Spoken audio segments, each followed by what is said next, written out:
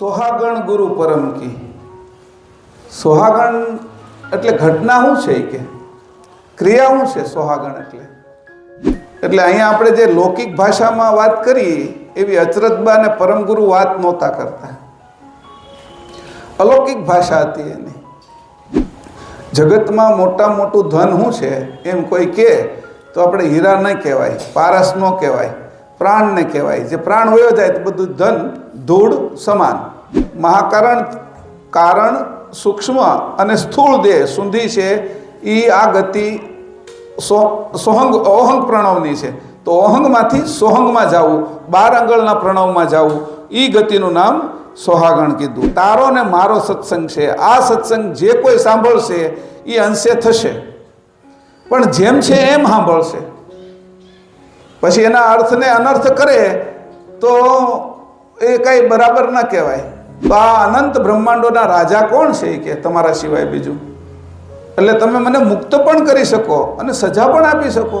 કીધું બ્રહ્મની અંદર આ બ્રહ્મરૂપી નટડી છે કે ત્યાંથી આખો ખેલ થયો છે. મૂળ પ્રકૃતિને કીધી એટલે એમાંથી જ મારા મૂળિયા ઉખેડી નાખો એ કે અહંકારના. એટલે મને કોઈ પણ પ્રકારનો આ જગતમાં અહંકાર નહીં આવે કે પ્રાણ વગર પણ જીવી શકાય. એવા જે ગતિ હતી, ગતિ અચરતબાઈએ પ્રાપ્ત કરી. અને અચરતબાઈ આ કહે છે આપને, કરોડો યુગો જન્મો હું આપની નિજ અંશ છું, આપ તો સમર્થ છો, આપનાથી શું છુપાયેલું છે, માટે આપ સર્વજ્ઞ છો. હવે એના ચરણમાં ગયા પછી ચિંતાઓ શું કરવી?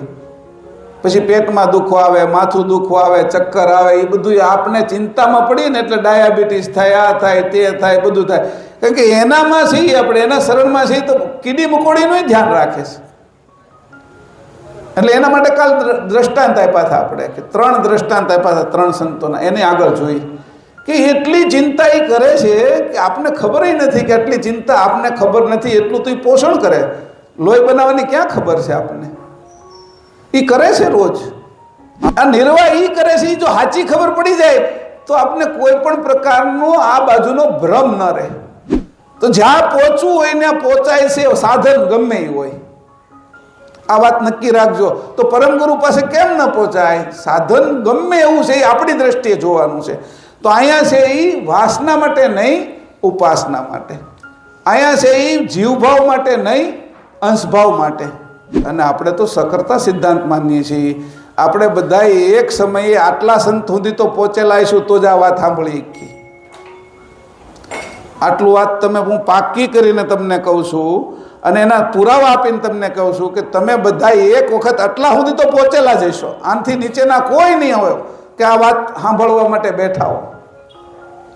અને એ બધાને ખેંચી ખેંચીને અહીંયા ભેગા કર્યા છે પરમગુરુએ કે આવો હવે ઉમરામાંથી મારા ઘરે. કે આ ઉમરામાંથી જવાનું ને એટલે ઉમરામાં આવી જાવ જલ્દી. કે બાર બહુ ભટક્યા, 84 લાખ યોની અંદર ગામની શેરીઓમાં ને એમાં કેટલાય ફળિયાની અંદર આટા માર્યા. હવે ઉમરામાં આવો ને ઘરમાં આવો કે એમ કીધું. હવે તો આ વાત અહીંયા પાકી થઈ. તમારી ને મારી વચ્ચે વાત કરવાની વાણી તો અમૃત છે. તમે અમૃત વચન બોલો છો. એ આ બાજુના મનુષ્યની અંદર રહેલા અંશો નહીં સમજી શકે. એટલે મારી બુદ્ધિની અંદર એટલી શુદ્ધતા અને સરળતા આપો કે ચેતન વાણીથી હું નીચે આવી અને શુદ્ધ બુદ્ધિથી સમજાય, બધાને સમજાય એવી વેખરી વાણીની અંદર હું ગ્રંથની રચના કરું. અચરતબા પોતાનું તો થઈ જવાનું છે બધું. પોતાની કોઈ માંગણી અત્યારે નથી મૂકતા, આપણા માટે જ માગે છે. ભાઈ આને આ રોટલો ભાવે છે તો એના માટે એ કર્યું. જુવારનો રોટલો ભાવે, આને ભાજિયા ભાવે છે, આને શીરો ભાવે છે, આને દૂધપાક ભાવે, બધાનું બનાવશે. પોતાનું વધેલું ખાશે. તો અચરતબા છે ને એ વાસ્તવમાં બા છે કે નહીં દરેક અંશ માટે માગ્યું. આ ભાગ્ય છે. મને તે હું ખબર કે જે આ ગ્રંથ વાંચવાનું કીધું, મેં પૂછ્યું જ તે ત્યાં મંદિરમાં કે કયો ગ્રંથ વાંચું. એટલે આપણે પેલા ભારતીબેને કીધું. એ આવે છે કે નહીં મને ખબર નથી, પણ એની એમ બોલ્યા કે અચરત સાગર ગ્રંથ લ્યો. એ કે મહેશભાઈ, મેં કીધું હાલો ભારતીબેન બોલ્યા છે કે રઘુરામજી બોલ્યા છે કે પરમગુરુ બોલ્યા છે એ તો પછી જોઈશું, પણ આ ગ્રંથ લેવાનું એ કીધું એ કેટલું મહત્વનું હતું. આ વાત સમજો. કોઈના મુખે બોલાવવું અને એ બોલાવવું તો એની અંદર એવો ભાવ ઊભો તો કરવો ને. તમે પોતે મારા હૃદયમાં વસી જાઓ ને એવું ધન જો તમે મને આપો ને તો આ બધું થાય, નકર થાય ને. એમ કરીને અચરતભાઈ હોશિયારી રાખી કે તમારે મારા હૃદયમાં વસવું પડે. એટલે અચરતભાઈ પોતાના હૃદયમાં પરમ ગુરુને ભરી લીધા. હવે હૃદયમાં બેહવાનું પાછું કીધું ને પાછા જીભે બેહી જાવ કે 2 વાત કરી દીધી. માગવાનું ધીરે ધીરે હો, પણ માગી લેવાનું બધું. પરમ ગુરુ સામે હોય ને માગવામાં કઈ પાછા પડી તો આપણે મૂર્ખ કહેવાય નહીં. કે પછી કહેવાનું પાછું આ તો જાણ તમે આપો છે એમ, એટલે આપણા માથે રાખવાનું નહીં, આ તો તમે આપો છો. એટલે કે એ રાજી થાય કે આમ બધું હું જ આપું છું નહીં કે તને. એટલે પરમ ગુરુને રાજી કરે છે અચરતમાં. એવી રીતે આ ગ્રંથની અંદર એટલું બધું કથી દો કે જેને જે જોઈ લઈ લે, જેની જે જરૂર હોય એ લઈ લે. અચરત કહે છે જે આ ગ્રંથ છે ને જે મેં રચ્યો છું ને, જે રચના કરી રહી છું ને, કે એ પરમ ગુરુ કે તમારાથી અચરત સાગર નામ, એનું નામ પાડ્યું છે અચરત સાગર. કે મારે તો નદી કહેવાય ગયું, મારી ભૂલ થઈ ગઈ કે નદી તાપી કહેવાય ગયું, આ તો સાગર છે. બધી નદીઓ જેમાં હમાઈ જાય એ સાગર, અને જેમાં જેનું પાણી સઘનઘનમાં જાય છે અને દરેક જગ્યાએ પહોંચે છે. એક એવી જગ્યા નથી રહેતી કે ત્યાં પાણી ન પહોંચે. એવું વરસાદની અંદર વરસનારું આ પાણી અચરતબાનું, આ અચરત સાગર નામ. કે અચરત સાગર ગ્રંથનું નામ મેં આમથું નથી પાડ્યું. તો કે જ્ઞાન રત્ન છે એમાં ભરેલા, જ્ઞાન રૂપી રત્ન ભરેલા છે.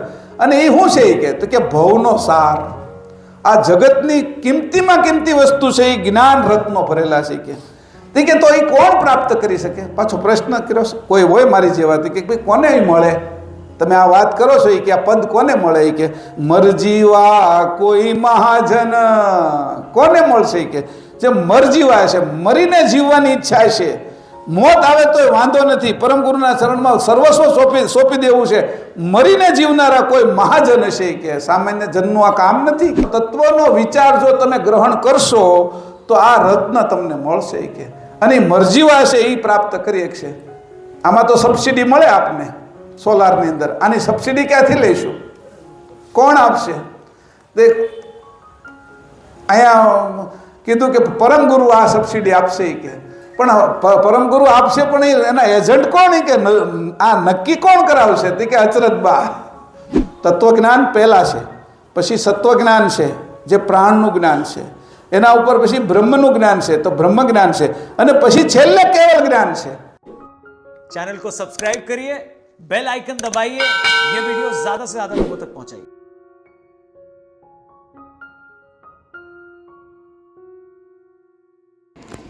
श्रीमंत करुणा सागर भगवान की जय, श्री नरवेल सागर महाराज की जय, महान तपस्वी रघुराम महाराज की जय, परम सुखानंद जी महाराज की जय, श्री अविचलदास जी महाराज की जय, कैवल राम की जय. विश्वेश्वराना प्रणतो गृहीत्वा यः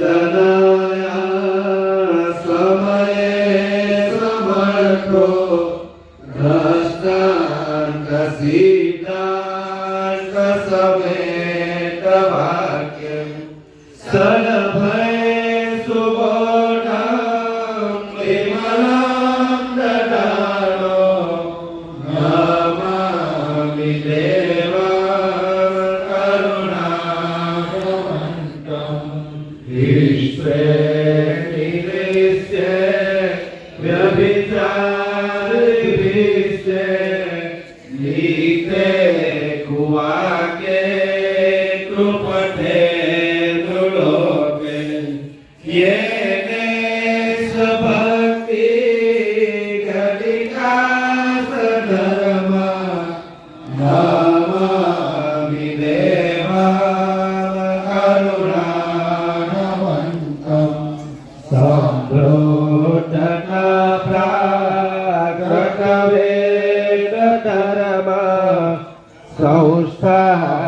પિતોએ ન ચકડતુવાન સૂટણ કવા કે નિહરતા કુટરકો નમામિ દેવં કરુણાવંતં સદબોધદાય કૃતબોધ ગ્રંથા નિરૂપિતો ન ચ પુણ્ય પંથા નિવારિતાય ન ચ જીવહિંસા નમામિ દેવં કરુણાળવંતમ આધ્યાત્મશાસ્ત્ર શ્રવણેન લોકે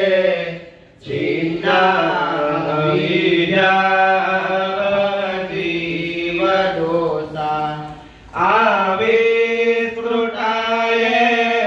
ન ચકર્તુ ભક્તિ નમામિ દેવં કરુણાવંતં સદા પ્રફુલ્લાનનપાંગજોયો મહિતતે ગોચર સંજ્ઞદેશે વિરાજતે અનંત ગુણો ગુણજો નમામિ દેવં કરુણાવંતં વિશ્વેશ્વરાજ્ઞા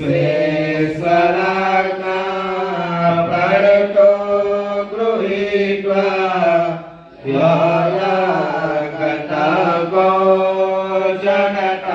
જનતારણાય લોભ્યો નુરૂપે દદાતિ બોધં નમામિ દેવં કરુણાવંતં નમામિ દેવં કરુણાવંતં જગત વંદરે વંદ્યે તને પ્રણત પ્રાણીઓ પામરોયમે પ્રાણીપટો પ્રભુ લક્ષમાધરો કરુણા સાગરા રે કૃપા કરો સકલ સિદ્ધિના છો મહોદરી નવ સુધી થશે રે અથાવિધિ અનુગ્રહો દયા પૂર્ણ વિસરો કરુણા સાગરા રે કૃપા કરો અનચિંત્યા તમે કાર્ય તો કરો વિપત્તિ સંકટો ભક્ત નારો પ્રભુ પ્રતાપ તો છે ખરેખરો કરુણા સાગરા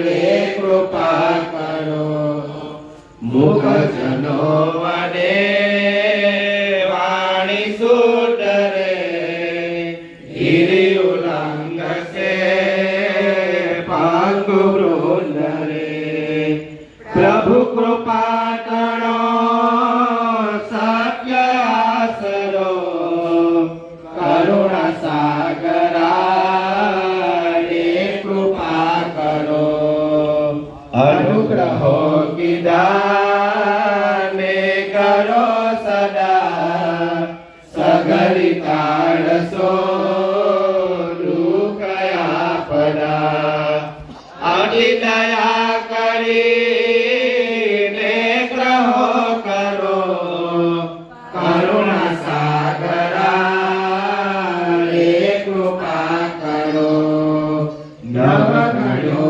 અમે ધર્મનો વિધિ દુરિત દુષ્કૃતિ રે કીધી પ્રભુ બતાવશો પંથ પાસરો કરુણા સાગરા રે કૃપા કરો ફૂટક ફૂટતો થાય જપી નવ પિતા કરે ત્યાગતો ઘડી નિયમ ન્યાય રે રાખશો કરો કરુણા સાગરા રે કૃપા કરો પ્રભુ સમર્થ છો પ્રાણના પતિ પ્રણત ભક્તોને દોરુની મતી પતિત પાવન પાપ સંહારો કરુણા સાગરા રે કૃપા કરો પરમ કૈવલા પ્રાર્થના સુનો અવગુણો કદી નાથ ના ગણો પ્રભુ સુભાષિષ નિત્ય ઉચ્ચરો કરુણા સાગરા રે કૃપા કરો પ્રભુ કૃપા સુધા દૃષ્ટિઓ કરો મુજ ચિતે સદા સદગુણો ભરો ઘટિત કામના ભક્તની પૂરો કરુણા સાગરા રે કૃપા કરો વ્યક્તિ સમસ્તિના છો અધિપતિ મુજને બક્ષશો રે અગમગતિ સુખાનંદ રે શરણમાં પડ્યો કરુણા સાગરા રે કૃપા કરો જગત વંદરે વંદીએ તને પ્રણત પ્રાણીઓ પામરો ગમે પાણીપતો પ્રભુ લક્ષમાં ધરો કરુણા સાગરા રે કૃપા કરો કરુણા સાગરા રે કૃપા કરો કરુણા સાગરા રે કૃપા કરો કૈવલ્યમ ચિરેના ભવેના વયાના વિભાલામ લગોયામ અમોહામસ્તુ નિરાલમ નારાયણ અહમ ન વણેયમ નયેતિ તણેયમ પ્રણયમ પરંતુ જપે નામ જપાયમ કાયમ ન કયાયમ અનાદિ મગોયમ સ્વયં કામ સમસ્તુ જહાના વંદાના દેયાના વિસર્જન વિનય્યે કરોતિ વિવાજી નમસ્તુ વિધિવૈ વેદાંતે અસંતે નચંતમ સુનાચી સનાતમ યેનાનામ અનંતો અગાધમ ગોનમ લયેદમ મહાદમ ઉદેરમ ત્રયમમ નમામિ નમસ્તુ आद्य सतत स्वराज करुणेश्वर वरदा की जय कृष्ण स्वामी महाराज की जय नंद करुणा सागर भगवान की जय नर्मद सागर महाराज की जय महान तपस्वी रघुराम महाराज की जय नीलचरत माता की जय परमहंस सुखानंद महाराज की जय विष्णुदास जी महाराज की जय शांतिदास जी महाराज की जय करदास जी महाराज श्री रविशरणदास जी महाराज सर्व संतन की सर्वदेवन की ज्ञान संप्रदाय की कायम पंथ की दुर्गादी सारसापुरी की हाल तिलक की विद्यास्थान की कैवल धाम की सत्संग प्रारंभ समय काल सब कैवल सारे। આજે તારીખ 2 ફેબ્રુઆરી 2026 આજે ગ્રંથ વાંચનનો 9મો દિવસ છે। તળાવ ફળિયાની અંદર આપણે વાંચન કરી રહ્યા છીએ। તો ગઈકાલે આપણે જે 3 થી 7 ચોપાઈ સુધી પહેલા કંદની અચરત સાગર ગ્રંથની કરી હતી એને એકવાર આપણે જોઈ જઈએ છીએ, એટલે ધ્યાનમાં રહે આપણે, અને ત્યાર પછી આગળ વધીએ।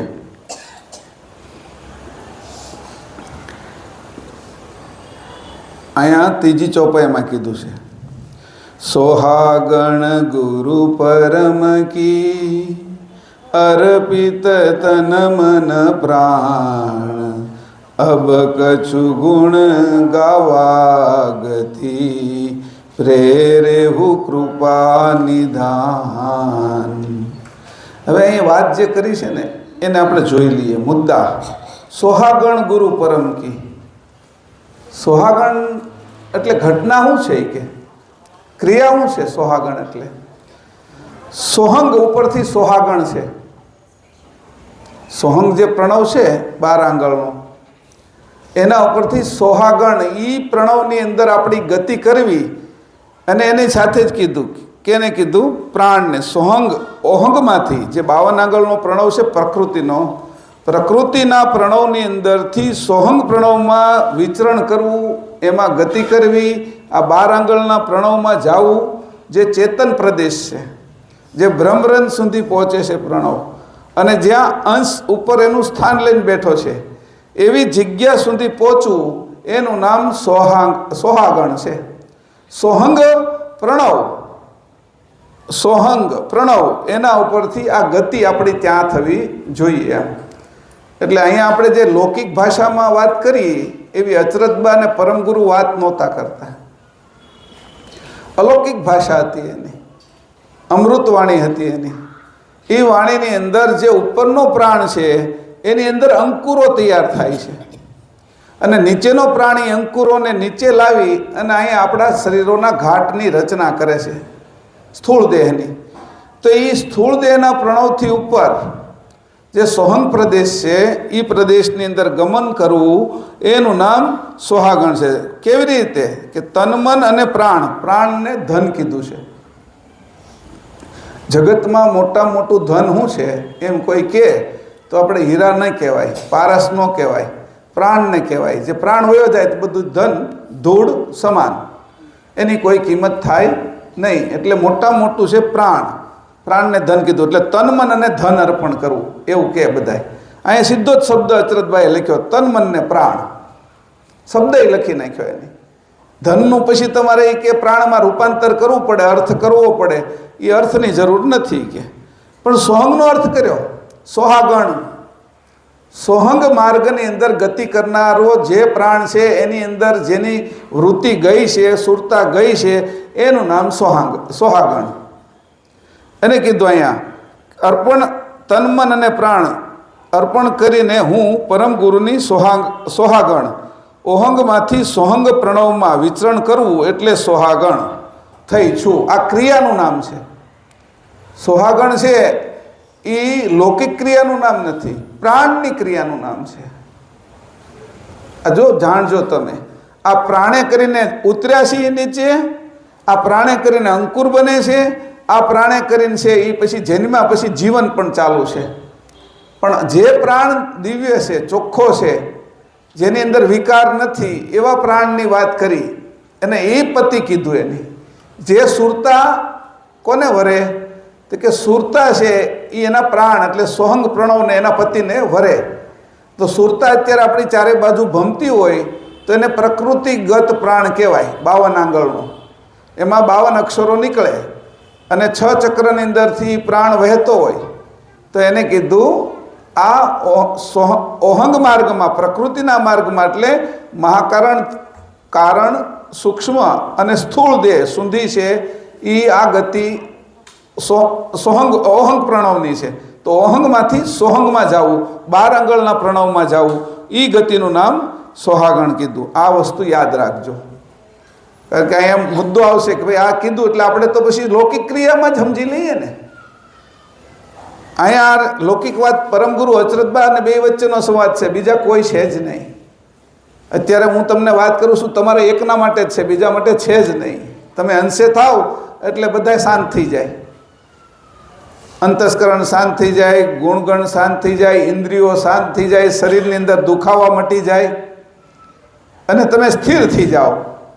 એટલે કીધું હું તને જ વાત કરું છું, હે અંશ, તારા સિવાય હું કોઈની સાથે વાત કરતો નથી. અચરતબા અને પરમગુરુ બે આ રીતે અંશ અંશીનો સંબંધ બાંધીને જે પોતાનું દિવ્ય સ્વરૂપ હતું એનાથી આ સત્સંગ કરી રહ્યા છે, ગ્રંથની રચના માટેની આખી વ્યવસ્થા કરી રહ્યા છે.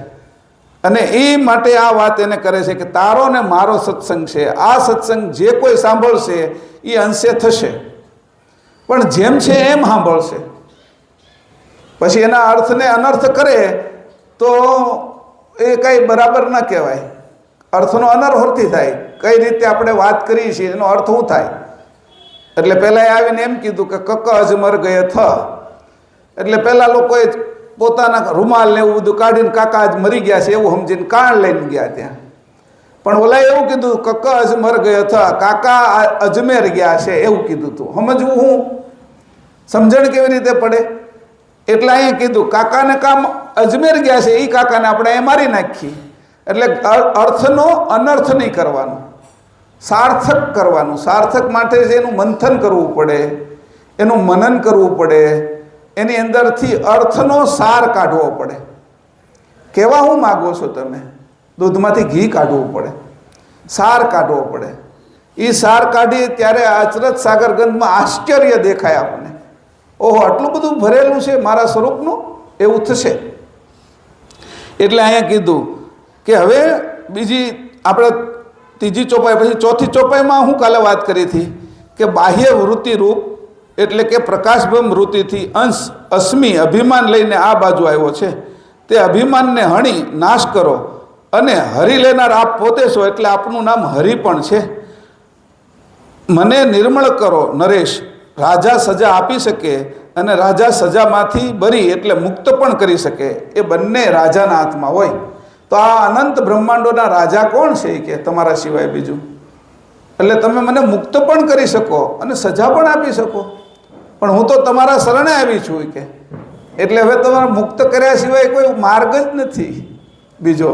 એટલે અહીંયા કહે છે આ વાત સમજવા દે. બાહ્ય વૃત્તિ એટલે પ્રકાશ બ્રહ્મ વૃત્તિ. એટલે અહીંયા કીધું બ્રહ્મ જોનકી જાયના ઉત્તમ કુલ અભિષેક. બ્રહ્મ જોનીમાંથી અંશ આવ્યો છે. આપણે બધા અંશ આ જે બ્રહ્મરંધ છે એની અંદરથી નીચે જાણ રૂપે ઉતર્યા છે, વૃત્તિ આવી છે અંશની. અને બ્રહ્મની અંદર આપણે પાક્યા છીએ. અંકુર અને પ્રણવ દેહ આ બ્રહ્મમાં પાકીને પછી નીચે આવ્યા. એટલે હું જ્યારે ઉપર જાઉં ત્યારે મને એનું અભિમાન થાય, અહમ બ્રહ્માસ્મિ.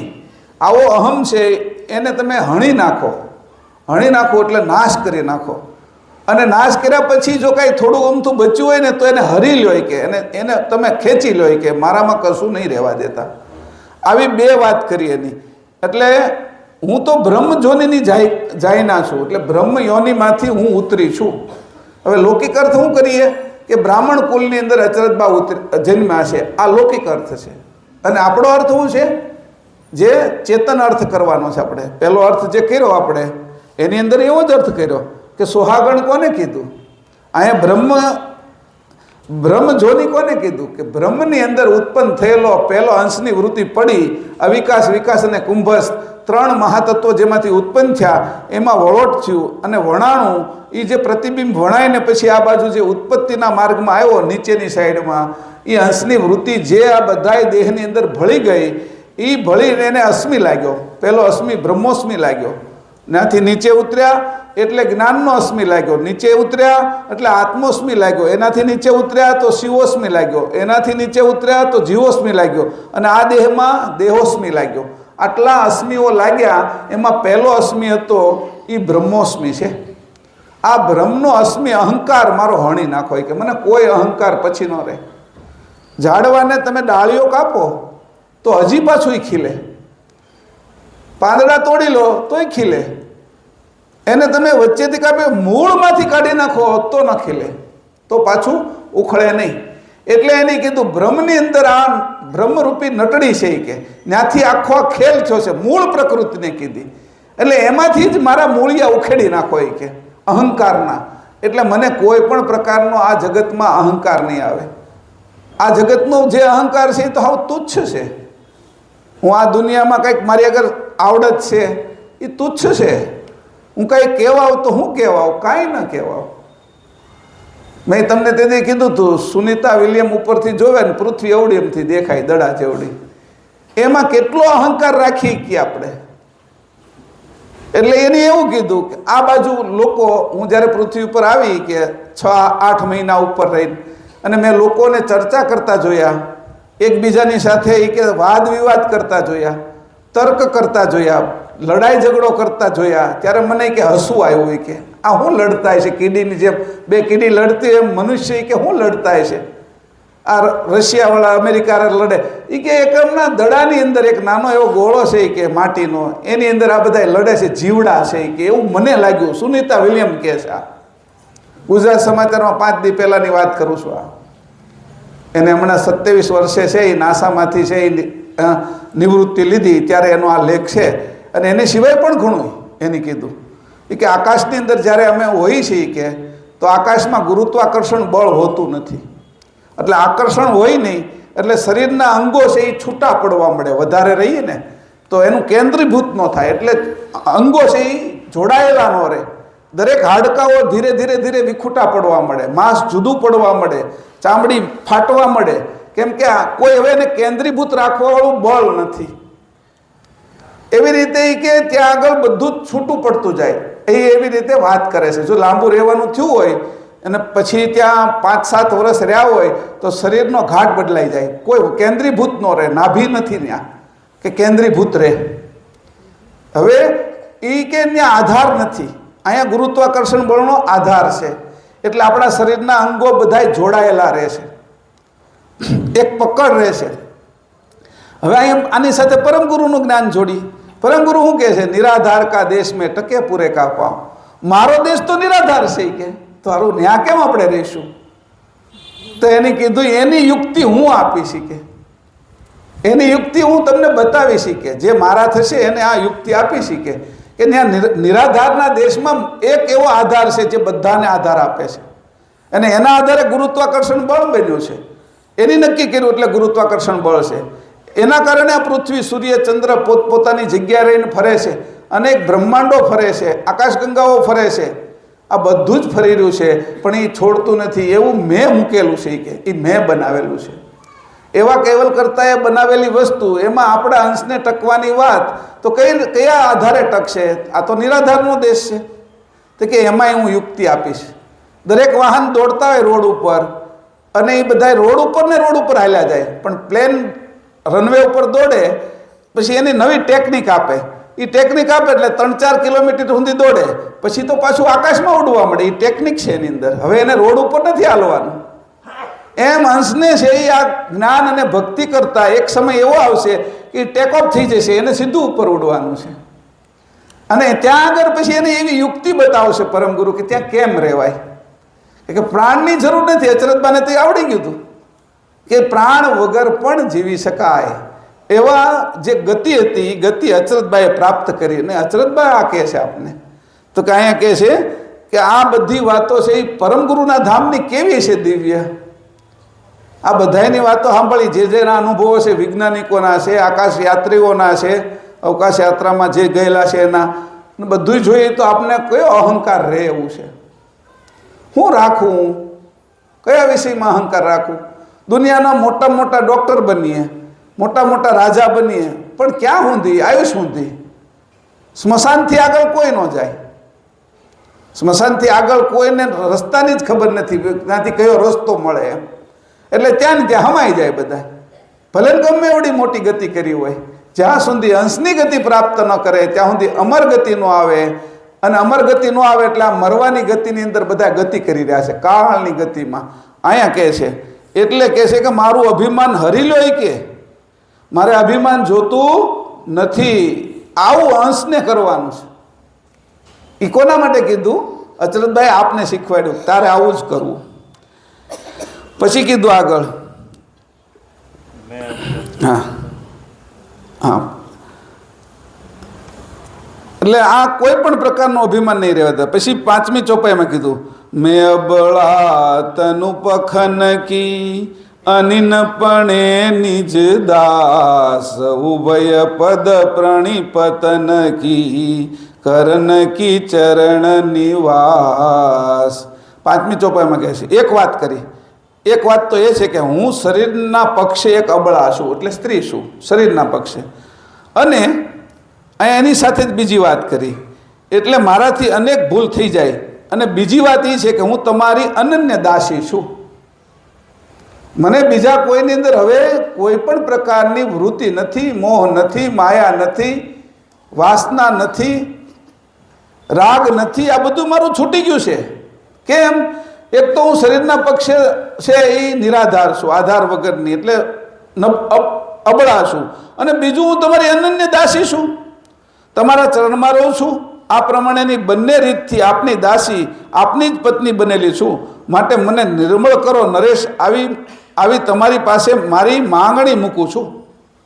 અને આ મારી લાગણી આપ જાણો છો. હવે કે આ મારી માંગણી મૂકું છું, એ માંગણી મારી લાગણી તમે જાણો છો, મારી અંદરની ભાવના તમે જાણો છો. કે પછી આ 6ઠ્ઠી ચોપાઈમાં એને મજબૂત કરે છે, તમે કેમ જાણો છો એ કહું. કે એટલે 6ઠ્ઠી ચોપાઈમાં કહે છે, કોટી જન્મ જુગ જુગન કી मैं निज अंश तुम्हार सामर्थ तुमसे क्या छपी राखन सदा लहार. 6ઠ્ઠી ચોપાઈમાં કહે છે કે તમે આ જાણો છો. એ 5મી ચોપાઈમાં કીધું કે આ તમે જાણો છો, એને મજબૂત કરી. ઉપર પ્રમાણે કરોડો જન્મ યુગોથી, કરોડો યુગો જન્મો હું આપની નિજ અંશ છું. આપ તો સમર્થ છો, આપનાથી શું છુપાયેલું છે? માટે આપ સર્વજ્ઞ છો. તમે જાણો છો મારી લાગણીને, આપ સર્વજ્ઞ છો. કે હું ગમે ત્યાં હોઉં તમે મને ઓળખો છો, તમે જાણો છો, તમે મારી હારે રહ્યો છો, તમે મારી હારે વાત કરો છો, મને સમજાવો છો, મારાથી તમે દૂર જતા નથી. આવી સ્થિતિ કે હું જાણું છું કે તમે સર્વજ્ઞ છો. અહીં કીધું છે ને સામ્રાજ્ય તમારે હું છુપાયેલું છે કે તમે સર્વજ્ઞ છો કે અને સમર્થ છો. અહીંયા કીધું છે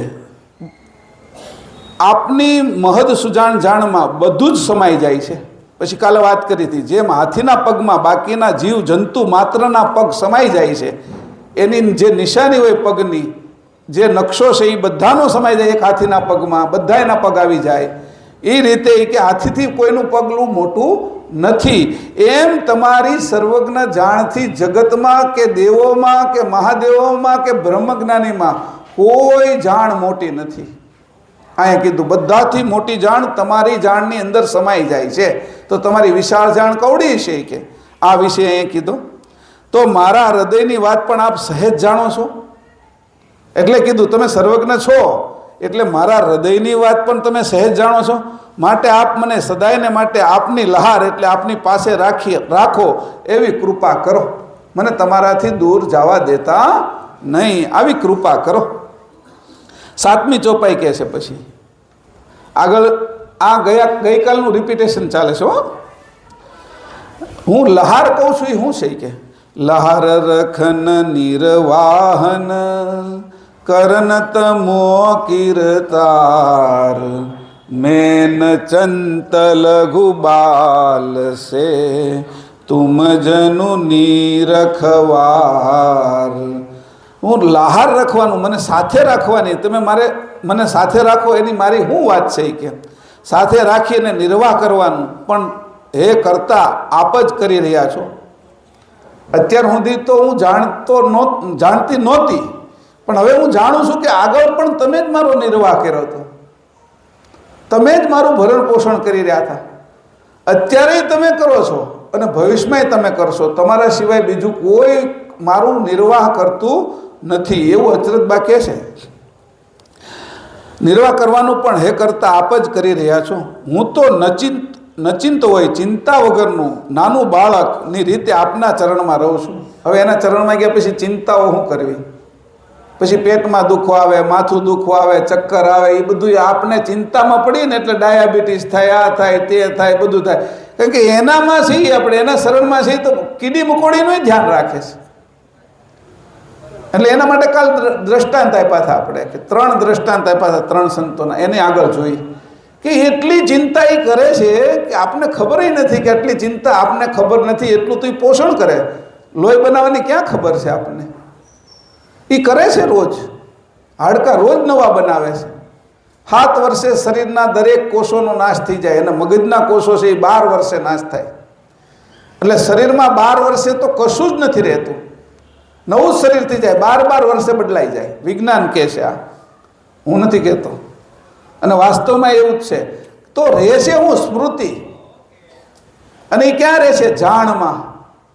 આ જાણ ભરેલી છે એ હું હજી મહેશ જ મટતો નથી. 5-6 વાર બદલાઈ ગયો તો એ મહેશ તો શું જ, મને એ ખબર રહે છે. એ શરીરની બહારની વિષય છે. જેમ આંખ છે, દ્રષ્ટિ શરીરની બહાર છે. આંખ હોય ને દ્રષ્ટિ ન હોય તો આંખમાંથી નીકળીને શરીરની બહારનો વહીવટ એ દ્રષ્ટિ કરે છે. એમ પગ છે, એમાં ગતિ છે, એ તો બાહ્ય વસ્તુ છે, એ સૂક્ષ્મ વસ્તુ છે. એવી જ રીતે આ રીતે જે રીતે સૂક્ષ્મ વસ્તુ છે એમ જ મારી જાણ, હું મને જાણું છું અને બધાને જાણું છું, એ શરીરમાં રહેતી નથી, એ મધ્યમાં રહેશે. શરીર અને મહદની મધ્યમાં, અને ત્યાં જ અંશ રહેશે. જાણ સ્વરૂપ જ અંશ છે, એ જ જાણે છે બધું. તો અહીંયા કહે છે તારું આ સ્વરૂપ છે કે, અને હું બાળક છું, નચિંત થઈ ગયું છે, મને હવે ફિકર નથી કાંઈ, મેં જાણી લીધું ને સાચું, એટલે હવે ફિકર મટી ગઈ. પણ અંધારાની અંદર આપણે જાતા હોય ને, પણ કાળું દોરડું પડેલું હોય ને, એમાંય થોડુંક મોઢું આમ ઊંચું હોય ને, તો આપણને સાંજે એવું લાગે કોઈ સર્પ પડ્યો છે. એટલે એમનામ જ બીક લાગવા મળે કે સર્પ છે ત્યાં. અને એમાં એ હવાથી કંઈક થોડુંક બીજું હલતું હોય ને તો આપણને એમ લાગે કે સર્પ હલે છે.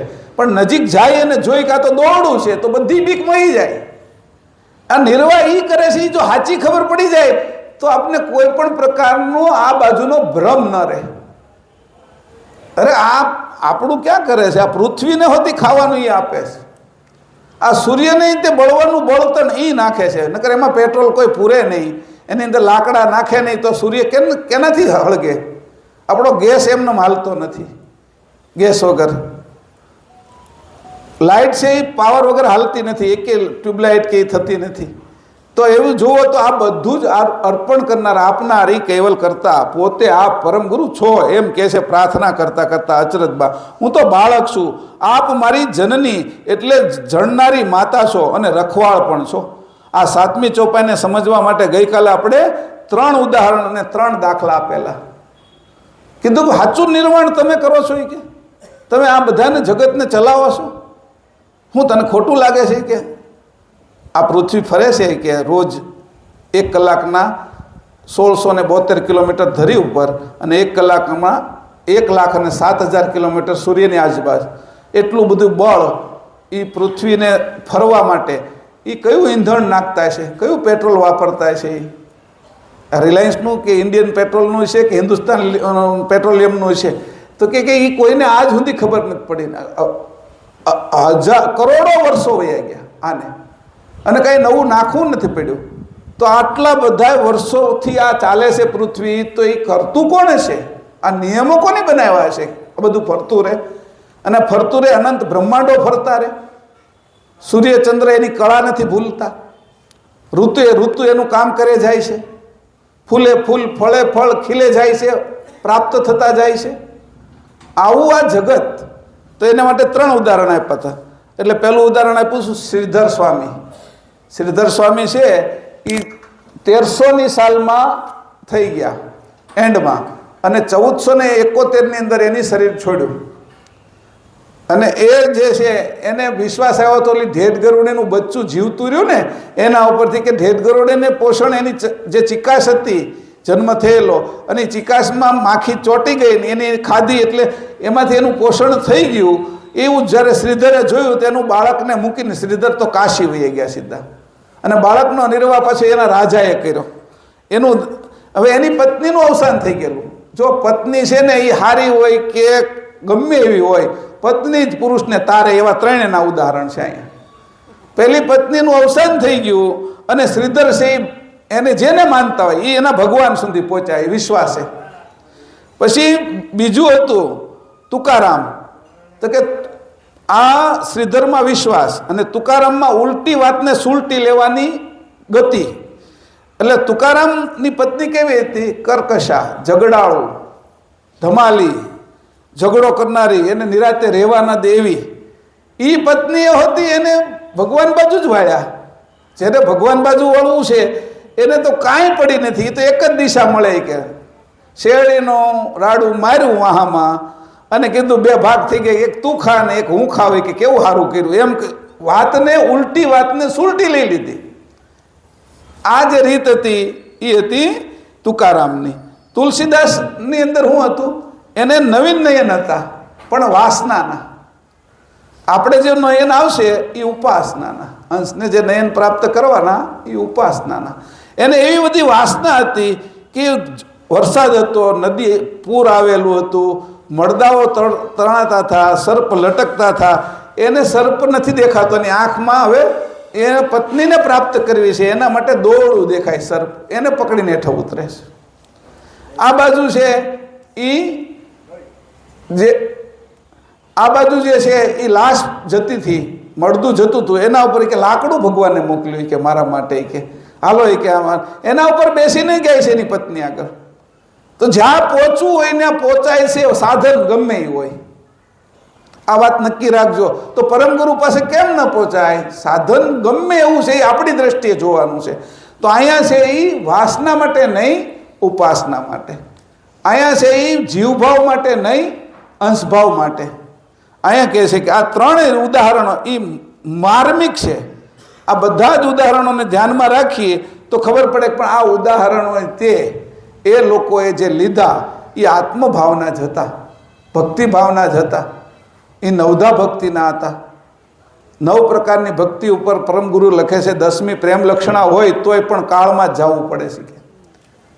આ તો મારી ચેતન ભક્તિ છે, 11મી છે, એની અંદર કાંઈ જેમ તેમ વસ્તુ ચાલે નહીં. એટલે કીધું 10 પ્રકારની ભક્તિ હોય તો પણ કાળનો ચારો થઈ જાય. આ બધું જ જે થયું, આ ત્રણેય એટલા મોટા સંતો હતા, ભક્તો હતા, પણ કેવલ જ્ઞાન નહોતું. કેમ? તો કે કેવલ જ્ઞાન. તુલસીદાસે 127 વર્ષ જીવ્યા. તુલસીદાસનો તે 127 વર્ષનું આયુષ્ય હતું. રઘુરામજી મહારાજ 131 વર્ષ રહ્યા આપણે. તો અહીંયા એવી રીતે કીધું, તુકારામ તે સરસ રીતે રહ્યા, પણ છતાંય આ બધા સગુણની ઉપાસનાના હતા. એના ઉપર નિર્ગુણ છે અને આપણે તો સકર્તા સિદ્ધાંત માનીએ છીએ. આપણે બધા એક સમયે આટલા સંત સુધી તો પહોંચેલા આવીશું તો જ આ વાત સાંભળી. આટલું વાત તમે હું પાકી કરીને તમને કહું છું અને એના પુરાવા આપીને તમને કહું છું કે તમે બધા એક વખત આટલા સુધી તો પહોંચેલા જઈશો. આનાથી નીચેના કોઈ નહીં હોય કે આ વાત સાંભળવા માટે બેઠા હો. અને એ બધાને ખેંચી ખેંચીને અહીંયા ભેગા કર્યા છે પરમગુરુએ કે આવો હવે ઉમરામાંથી મારા ઘરે. કે આ ઉમરામાંથી જવાનું ને, એટલે ઉમરામાં આવી જાવ જલ્દી. કે બાર બહુ ભટક્યા, 84 લાખ યોની અંદર, ગામની શેરીઓમાં ને એમાં કેટલાય ફળિયાની અંદર આટા માર્યા. હવે ઉમરામાં આવો ને ઘરમાં આવો કે એમ કીધું. હવે તો આ વાત અહીંયા પાકી થઈ. એટલે એટલી વાતો કરીને ગઈકાલનું જે હતું એને હું અહીંયા પૂરું કરું છું. હવે આગળ જઈએ. ચોપાઈ 8મી.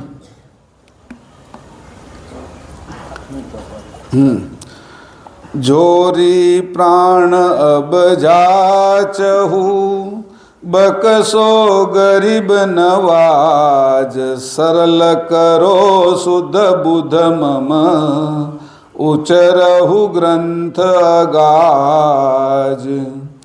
જોરી પ્રાણ અબ જાચહુ, બકસો ગરીબ નવાજ, સરલ કરો શુદ્ધ બુદ્ધ મમ, ઉચરહુ ગ્રંથ ગાજ. હે સમર્થ પરમ ગુરુદેવ, હું બે કર જોડીને યાચના કરું છું, એ અગાધ જ્ઞાનથી ભરપૂર ગ્રંથ રચવાને મારી શુદ્ધ બુદ્ધિમાં સરળતા ઉત્પન્ન થાય એવી હે ગરીબ નવાજ મને બક્ષિસ કરો. સુખાનંદજી આવી રીતે લખે છે, ગુજરાતી છે. જોડી પ્રાણ અબ જાચવું, હું કીધું છે પ્રાણને જોડવાની વાત કરી. કોને? ઓહંગ અને સોહંગને. મારો ઓહંગ અને તમારો સોહંગ, આ બે હાથ છે, એ બેયને જોડ્યા અને હું તમારી સોહાગણ બનું છું. હવે કે સોહંગ પ્રદેશમાં મારી ગતિ થાય છે, એટલે પ્રાણને જોડું છું કે તમારી સાથે પતિવ્રતા ધર્મે પ્રાણને જોડ્યા છે. જોજો અહીંયા લખ્યું છે જોરી પ્રાણ અબ જાચવું. એમાં કર જોડીને નથી કીધું, હાથ જોડીને નથી કીધું, પ્રાણને જોડું છું, હાથની વાત નથી. અબ જાચવું, આપણે હું તમારી આગળ યાચના કરું છું. હું ઓહંગમાં છું, પ્રકૃતિમાં છું, અને તમે પુરુષ અંશ, તમે સોહંગમાં છો. આ બંને હાથને જોડીએ છીએ. અહીંયા કેમ ઈડા પિંગળા જોડાય અને સુષુમ્ના થાય, આ જમણી આંખ અને ડાબી આંખ જોડાય અને તરત અહીંયા આજ્ઞા ચક્રમાં ત્રીજી આંખ નીકળે, જે ગુપ્ત આંખ છે. એવી રીતે આ 52 આંગળનો પ્રણવ એ નીચે સુધી જાય નાકમાંથી, રાઉન્ડ અહીંથી આંકડી મારીને ઊંધો થઈને ઉલટ થઈને જાય. અહીંયા પાછો સોહંગ માર્ગમાં ઉપર 12 આંગળનો જાય, એ બે અહીંયા મળે, એ બેને જોડી દીધા આજ્ઞા ચક્રે. અને પછી હું અહીંયા બેઠીને આ ગ્રંથ લખું છું. મારી સુરતા હવે અહીંયા બેઠા આજ્ઞા ચક્રે બેસીને બધું જ જોવે છે. અત્યારે આ બે આંખે જે દેખાય ને એનાથી પરનું જોવે છે કે, અને હંસની ગતિ છે, હંસની આંખો ખુલ્લી ગઈ છે કે, આ નવીન નયન છે કે, જે ત્રીજું નેત્ર છે અને એનાથી પણ મોટું હંસની આંખ છે એ ખુલ્લી ગઈ છે. એને હું જોડીને તમને બક્ષો ગરીબની વાત હું યાચના કરું છું. હું બક્ષો હોય કે હું આપવાના છો, તમે હું માંગણી કરી? સરળ કરો શુદ્ધ બુદ્ધ મન મમ. એની કીધું હું તમારી આગળ માંગણી મૂકું છું. માંગણી કેવી મૂકી? 8-10 કરોડ રૂપિયા આપી દો નહીં, આયુષ સારું આપો નહીં, મને છે એ રોગ ન રહે એવું નહીં, સંતાનો આવવા જોઈ નહીં, મને દેવલોક જોઈ નહીં, રિદ્ધિ સિદ્ધિ જોઈ નહીં, વિષ્ણુધામ જોઈ નહીં, નથી માગતો. હું માગું છું સરળ કરો શુદ્ધ બુદ્ધ મમ. મારી બુદ્ધિ એવી સરળ કરો અને શુદ્ધ કરો કે જેના દ્વારા ઉચ્ચરહુ ગ્રંથ અગાજ. એ બુદ્ધિથી, એ સરળતાથી, અહમ વગરની વાતથી મારી બુદ્ધિની અંદર તમે એવી રીતે એને શુદ્ધ કરી દો કે અગાજ ગ્રંથનો ઉચ્ચાર મારા મોઢે થાય અને એને લખાય. કે જે આવો ગ્રંથ છે જે ગતિ આપે, અંશે કરી દે, એની રચના થાય કે.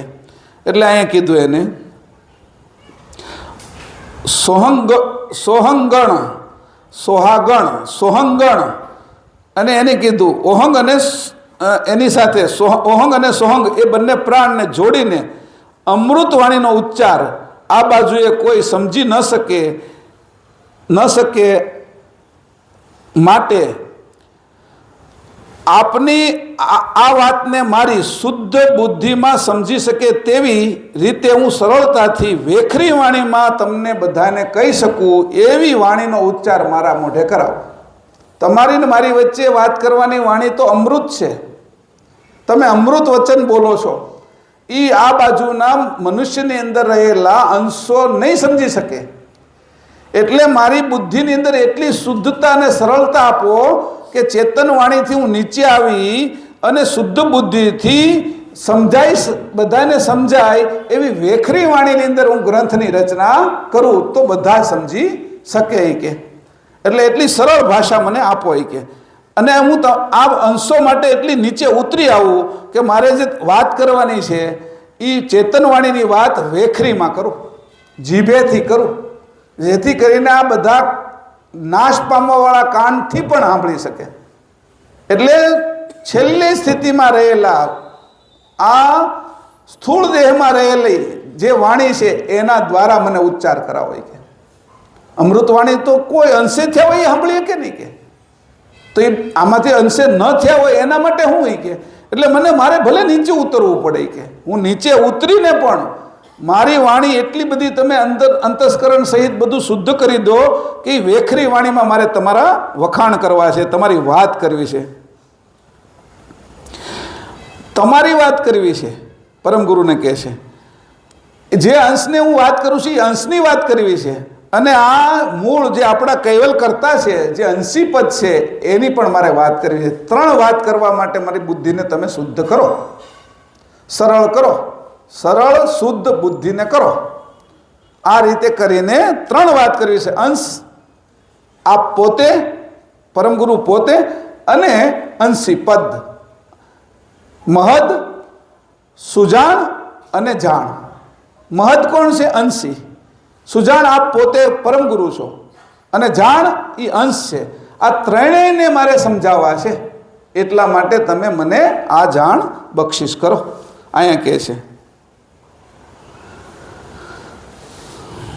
પછી કીધું કે જે ગ્રંથમાં હું ઉચ્ચાર કરવાની છું એ ઉચ્ચાર કેવો છે? કે અગાજ. અગાજનો અર્થ શું થાય? પાર નહીં, પાર વગરનો, અપાર, જેનો અંત ના આવે. કોઈની મનનો કઈ અંત છે?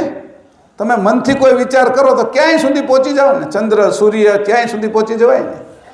તો કે એવું અનંત આકાશનો કોઈ અંત છે? અનંત. આ જે ફોનમાંથી કિરણ જાય છે એનો કઈ અંત દેખાય છે?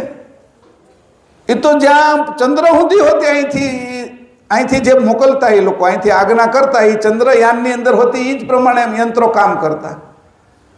અંત નથી. આ બધા તો કર્તાના કરતના છે, પણ કર્તા જે છે એની જે ગતિ છે અગાજ, એનો પાર નથી. એ પાર વગરની ગતિ અંશો સમજી શકે એટલા માટે મારે વેખરીમાં વાત કરવી છે, સ્થૂળ વાણીમાં વાત કરવી છે. એ ગતિ અમને આપો, અને મારે અરે જેટલા અંશો હોય એ અંશોની પણ અંતસ્કરણ રૂપ બુદ્ધિ શુદ્ધ કરી દો, સરળ કરી દો, અભિમાન વગરની કરી દો. એવું આપણા માટે માગ્યું. અચરતમાં આ બધા હાટું માગે. બૈરાઓ બધું જે પાક બનાવતા હોય ને એકલા ખાવા માટે ન બનાવે. ઘરમાં બધાને ખવડાવે, છોકરા સૈયાને ખવડાવે, આડોશી પાડોશીને આપે, કારણ કે એને બધા માટેની લાગણી છે. આ અચરતબાની લાગણી દેખાડે છે અહીંયા. કોઈ એકલા ખાઈ લે ને એને સ્ત્રી તત્વ ના કહેવાય. એ બીજાને પહેલું આપશે અને પછી ખાશે, એને કહેવાય આ સ્ત્રી તત્વ છે. અચરતબા પોતાનું તો થઈ જવાનું છે બધું, પોતાની કોઈ માંગણી અત્યારે નથી મૂકતા, આપણા માટે જ માગે છે. ભાઈ આને આ રોટલો ભાવે છે તો એના માટે એ કર્યું, જુવારનો રોટલો ભાવે, આને ભાજિયા ભાવે છે, આને શીરો ભાવે છે, આને દૂધપાક ભાવે, બધાનું બનાવશે. પોતાનું વધેલું ખાશે. તો અચરતબા છે ને એ વાસ્તવમાં બા છે કે નહીં, દરેક અંશ માટે માગ્યું. આ ભાગ્ય છે. મને તે હું ખબર કે જે આ ગ્રંથ વાંચવાનું કીધું, મેં પૂછ્યું જ તે ત્યાં મંદિરમાં કે કયો ગ્રંથ વાંચું.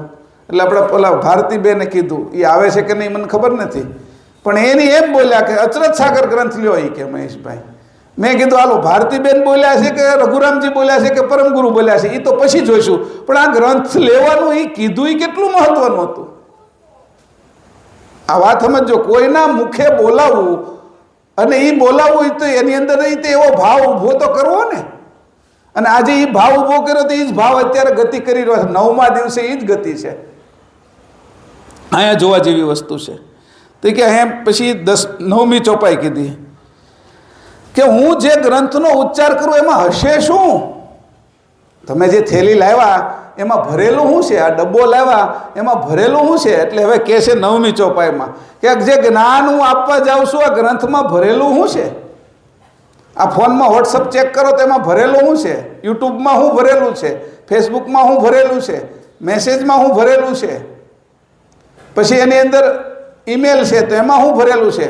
તમારું જે ગૂગલ એકાઉન્ટ હોય એમાં શું ભરેલું છે? તમારી ગેલેરી હોય એની અંદર કેટલા ફોટા છે, કેટલા વિડીયો છે, એમાં બધું ભરેલું છે.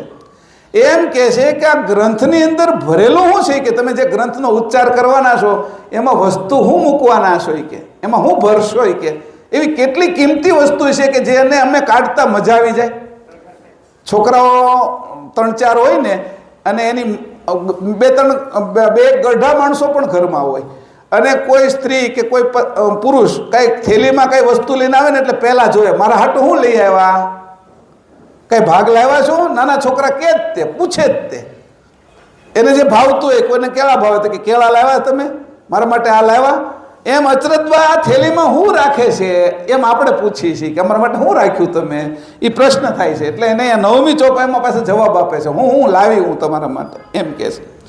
જ્ઞાન ધ્યાન વિજ્ઞાન લ્યો અનુભવ ગુણ ભંડાર, બસહુ નાથ મમ હૃદે તબ ગ્રંથ હોય શુભ સાર.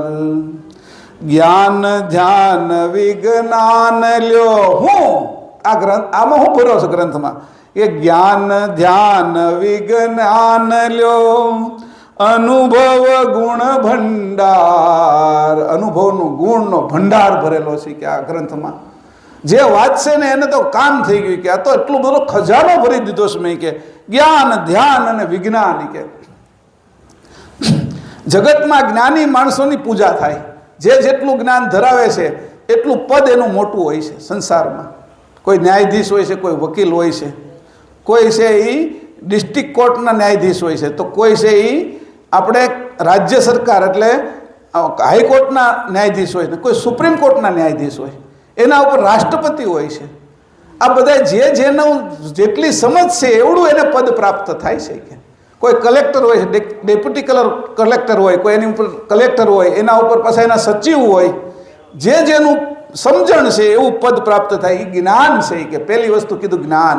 હું ભર્યું છે કે તમારા ફોનમાં, તમારા ખીચામાં, તમારા થેલામાં. તે અચરતબા કહે છે કે જે ગ્રંથનો અગાજ કહું છું, જેનો અંદર આટલી કિંમતી વસ્તુ ભરી છે એની અંદરથી બધાને મળી રહેશે. કે કશું જ બાકી નહીં રહે, કોઈ અધૂરું નહીં રહે. એવું અધૂરું ન રહે એવું જ્ઞાન. બીજું ધ્યાન. ધ્યાન કોનું કરવાનું? જ્ઞાન કોનું? ચેતનનું, ચેતન પક્ષનું. ધ્યાન કોનું? એ જ પક્ષનું. વિજ્ઞાન કોનું? કે આ બેયની જ્ઞાન અને ધ્યાન એ કઈ રીતે કરવું, કઈ પદ્ધતિથી કરવું, અને એનું જે છે વિશેષ જ્ઞાન, એનું નામ વિજ્ઞાન. લ્યો પછી કે આ બધું કરતાં જે મને અનુભવ આવ્યો એ ગુણ ભંડાર. તમે સરસ મજાની નાસિકની દ્રાક્ષ ખાધી હોય મીઠી, અને પછી દુબઈથી કોઈ ખજૂર લાવ્યા હોય, ખજૂર મૂકો મોઢામાં અને પીગળી જાય એવો ખજૂર હોય મસ્ત, તો એનો અનુભવ હોય આપને. એમ કહે છે કે જ્ઞાન ધ્યાન અને વિજ્ઞાનનો અનુભવ, સ્વાદનો નહીં. અમે ત્યાં ફરવા ગયા હતા કે તે તો બહુ કુલુ મનાલીને એમાં બહુ મજા આવી. કે ડેલહાઉસિંગ ગયા હતા, ધર્મશાળા ગયા હતા, આ બાજુ દક્ષિણની અંદર ગયા હતા. તો એ જે મજા આવી એની વાત આપણે કરીએ એ કે એવી રીતે કે એનો અનુભવ થયો ને આપણે. ફરવા ગયા એનો અનુભવ થયો, કંઈ સારું પિક્ચર જોયું તો અનુભવ થયો, કોઈ સારી વાત સાંભળી તો અનુભવ થયો. એવી રીતે કોઈનો કોઈ કઈ રીતે 10 ઇન્દ્રિય દ્વારા જે અનુભવ થાય છે એ બધો અનુભવ જે ભેગો થાય એને ભંડાર કહેવાય. બધું જ ભેગું થાય. આપણા રસોડામાં બધા જ વસ્તુઓ ભેગી હોય, એમાંથી બધું જ બને. એમાં કંઈ ઘટ્યું હોય તો આપણે પાછા મૂકી દઈએ, પણ આપણે અગર સ્ટોર રાખીએ, એનો ભંડાર રાખીએ, એટલે કે આ મંદિરો ને એવું બધું હોય ને એમાં ભંડારી એક હોય, એને નિયુક્ત કર્યા હોય, એ બધાનું જે કાંઈ જરૂર હોય એ બધું પૂરું પડે. તો એ કે હું આ જે રસોઈ બનાવવાની છે, આ પકવાન બનાવવાના છે, જે અંશે થવાનો છે, એનો અનુભવનો ગુણ ભંડાર એ આ ગ્રંથમાં ભરી રહીશું. કે કઈ રીતે ભરશો એમ પાછા પૂછે કે આ બાજુ તમે આ અગાજ ગ્રંથમાં છે શું? એ કે તો કે જ્ઞાન ધ્યાન અને વિજ્ઞાન. કઈ રીતે છે એ કે આમાં કઈ પદ્ધતિથી કઈ રીતે કે એમાં તમે ભરોસો? એ કે આ તો કે બસહુ નાથ મમ હૃદય. હે નાથ, તમે મારા હૃદયમાં વસો તો આ ભરી શકું. બોલે કીધું જા તું કંઈક એટલી વસ્તુ લઈ આવે. એમ તો 10 કિલો વસ્તુ ને જુદું જુદું કીધું, બદામ લેતો આવજે, કાજુ લેતો આવજે, આ મીઠાઈ લાવજે, આટલી વસ્તુ. પછી એમ કીધું જા આ થેલી લઈને જા. પૈસા ન આપ્યા તો કઈ લઈને આવશે? એ કે તો કે નહીં, કે હું એકલો બોલીશ તો નહીં, બસહુ મમ. હે નાથ, તમે મારા હૃદયમાં વસો એટલે મને તમારી કિંમતી વસ્તુ આપો, જે તમારી જાણ છે એ મારા હૃદયમાં ઉતારો, તો હું આ બધું કહી શકીશ. પાછું એમ કીધું કઈ રીતે કેવું? હાવ કંઈ એમને મોકલી દેવાથી કંઈ ઘરે વસ્તુ ના આવે. એની સાથે એની કિંમત ચૂકવવી પડે. અહીંયા હોય તો રૂપિયા આપવા પડે, અમેરિકામાં હોય તો ડોલર આપવા પડે, લંડનની અંદર હોય તો પાઉન્ડ આપવા પડે. એની જે ત્યાં હાલતી હોય એ રાશિ આપણે આપીએ તો વસ્તુ આવે ઘરે. એમ અહીંયા કહે છે કે આ વસ્તુ લાવવા માટે ડોલર કામના નથી, પાઉન્ડ કામના નથી, અહીંયા રૂપિયા કામના નથી. કે તમે પોતે મારા હૃદયમાં વસી જાઓ ને એવું ધન જો તમે મને આપો ને તો આ બધું થાય, નકર થાય ને. એમ કરીને અચરતભાઈ હોશિયારી રાખી કે તમારે મારા હૃદયમાં વસવું પડે. એટલે અચરતભાઈ પોતાના હૃદયમાં પરમ ગુરુને ભરી લીધા. આપણું કામ કરવામાં એને તો કામ જ થઈ ગયું છે. બીજાનું કામ કરવા જઈએ ને આપણે એમાં અનુભવ તો થઈ જ જાય આપણને. કોકને આપણે હોસ્પિટલમાં લઈ ગયા 2-3-4 વાર તો આપણી સમયે કાંઈ તકલીફ ન પડે, બધું જ આવડતું હોય આપણને. ક્યાં કેસ કઢાવવાનો, કયા ઇમરજન્સી છે, કયા રીતે ડૉક્ટરને મળવાનું, દવા ક્યાં મળે છે, બ્લડ ક્યાંથી મળે. 3-4-5 વાર દવાખાને ગયા હોય ને કોઈની સાથે તો અનુભવ તો થઈ જાય, આળસ કરવાની ન હોય એમાં. તો અહીંયા કહે છે હું તમારા માટે કહું ને ત્યાં મને અનુભવ થઈ જાય, મારા હૃદયમાં આવી જાય. પણ બસો નાથમમ હૃદય તબ ગ્રંથ હોય શુભ સાર. પછી એને કીધું ગ્રંથના ફળ શું એ ક્યાં? તો કે શુભ સાર. અંદરથી જે સાર રૂપ વસ્તુ નીકળશે, અર્ક નીકળશે કે એ શુભ સાર છે. કે એ સાર કેવો છે અહીં કહે છે, આ રસ કેવો છે કે તો કહે છે શ્રીફળમાંય રસ હોય છે એનું પાણી. પછી કીધું ખજૂરમાંય રસ હોય છે એક પ્રકારનો. પછી દાડમ હોય, દ્રાક્ષ હોય, પછી સંતરા છે, કેળા છે, જુદા જુદા રસ હોય છે. એવી રીતે તાડીનોય રસ હોય. આ તાડના ઝાડવા છે એનોય રસ નીકળે છે અને એને નીરો તરીકે આપણે પીએ છીએ. એ જુદી રીતે નીકળે છે. ફળ એનું છે ગલોલી છે અને એનું તાડીનું ફળ, પણ રસ જે કાઢે છે નીરો એ જુદી રીતે કાઢે છે. કે એવી રીતે વૃક્ષનો રસ એટલે રબરનું જે વૃક્ષ હોય એની અંદરથી જે રસ કાઢે છે એના ટાયરો ને એવું બધું બને છે, રબર બને છે. એમાંથી વૃક્ષમાંથી રસ કાઢે છે. મારા જે ઘણા મિત્રોને ત્યાં થાઈલેન્ડની અંદર રબરના બગીચા છે તો એ લોકો એના જે વૃક્ષો હોય એની અંદરથી કાપા પાડી અને નીચે એનું સાધન મૂકી દે એટલે સવાર થાય ને તે બધો રસ દૂધની જેમ આવી જાય અને ભેગો કરી અને પાછો મોકલે. એને પછી રિફાઇનરીમાં પેલું થાય અને રબરના બધા ટાયરો ના તેને એવું બધું બને એ રસ. કે એવી રીતે ગુંદરી રસ છે. કે તો એ કે અહીંયા શું કીધું? શુભ સાર. સાર શું છે અહીંયા આ ગ્રંથમાં? આ બધા સ્થૂળ વાત કરી એટલા માટે સમજવાનું છે. ગ્રંથની અંદરથી સાર નીકળે છે એ વસ્તુ શું છે, મુદ્દો શું છે. કે હવે એ 9મી ચોપાઈમાં કહે છે હે નાથ ધણી, આ 9મી ચોપાઈની અંદર વાંચી લઉં છું પછી 10મામાં જાય. હે નાથ ધણી, મારા હૃદયમાં પ્રતિષ્ઠિત થઈ અનુભવયુક્ત ગુણના ભંડારથી ભરેલા તત્વજ્ઞાન તથા ધ્યાન વિજ્ઞાન વગેરેનો ઉચ્ચાર કરી સર્વ પ્રકારની વાણીના સારરૂપ છેવટે સિદ્ધાંતનો સારાંશ કહો.